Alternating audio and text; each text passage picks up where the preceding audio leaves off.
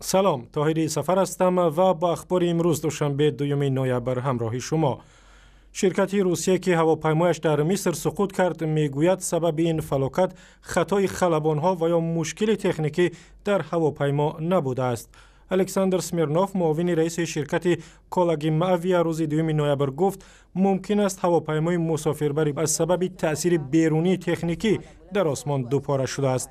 هواپیمای بوینگ 321-200 روز 31 اکتبر هنگام پرواز از شهر شرم الشیخ مصر به سنت پتربورگ در نیم جزیره سینایی سقوط کرد و تمام 224 مسافر و خلبان‌هایش و اکثریت شهروندان روسیه کشته شدند. مقامات روسیه از این پیش گفتند هنوز درباره سبب‌های سقوط هواپیما گفتن بر وقت است. در شهرهای گوناگون روسیه خاطره قربانیان فلاکت را گرامی می‌دارند. جان کری وزیر امور خارجه آمریکا در سفرش به آسیای مرکزی همزمان با اظهار رفاقت با کشورهای منطقه رهبران خودکامه آنها را به مراعات حقوق انسان و رواج دادن دموکراسی تشویق کرد.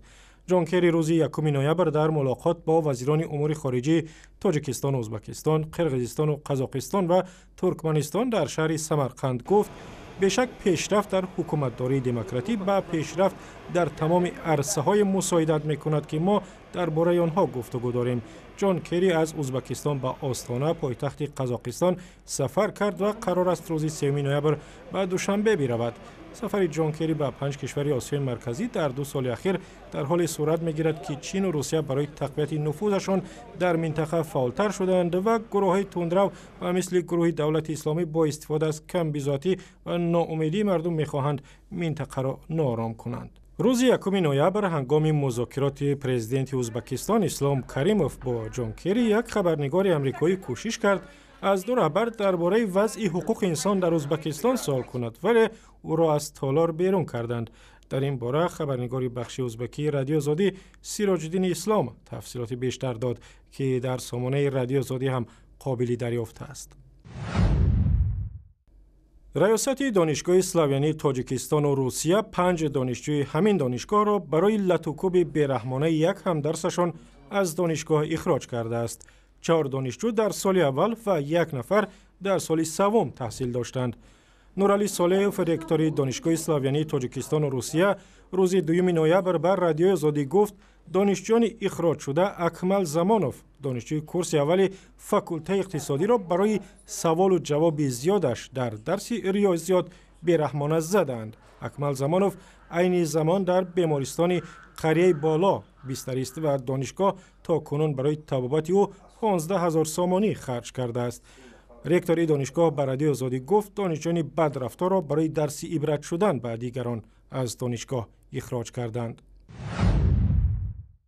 باستانشناسان تاجیک و روس میگویند در ناحیه فرخار در جنوب تاجیکستان ضمن حفریات آثار باستانی را پیدا کردند که تاریخ کمش 3000 ساله دارند و از عصر برنجی باقی ماندند. بعضی از نگاره‌ها با آثار قدیمی شهرک باستانی سرزم در شمال تاجیکستان شباهت دارند و این را علامتی از همکاری‌های ساکنان دو موضع قدیمه می‌دانند. من نقش بازیافت‌های قبر رقم 34 را تهیه می‌کنم. طور می‌بینید در دست من پاره از مهره است.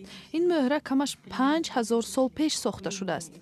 ببینید در این مهره سوراخی خیلی خرد کردند که مهارت بلند طلب می‌کند.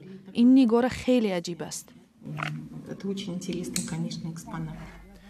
کاوش‌ها در محل فرودگاهی ناحیه فرخار سال گذشته شروع شد و در این مدت باستانشناسان گروه‌های زیادی را از دوران برنجی با کوزه‌های سفالین، خمدان، آرایشات زنانه پیدا کردند. تاجیکستان مکان‌های باستانی زیاد و تحقیق نشده دارد ولی باستانشناسان میگویند برای کاوش‌ها در این مکان‌ها پول و امکانات کافی ندارند.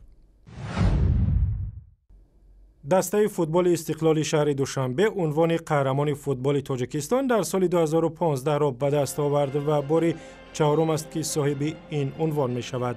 بعد شکست دسته خوجند از باشگاه SSK پامیر دوشنبه در روز 1 نوامبر استقلال برای رقیبانش دست نارس شد و پیشکی مقام اول را صاحب گشت. استقلال با 43 امتیاز در جدول مسابقه در مقام اول قرار دارد و صرف نظر از نتایج 3 بازی باقی مانده با برق تاجیک، روشن و خوجند مدال طلای مسابقات لیگ عالی تاجیکستان را از آن خود کرد. دعواگری اصلی برای جای دوم تیم خوجند است و برای جای سوم و مدال برنجی دسته‌های روشن، خیر و ریگر تدز تلاش دارند. و اخباری از این هم بیشتر در وبسایت رادیو آزادی، در صفحه های ما در فیسبوک، توییتر و یوتیوب و هم از زمینه رادیو آزادی برای تلفن های همراه.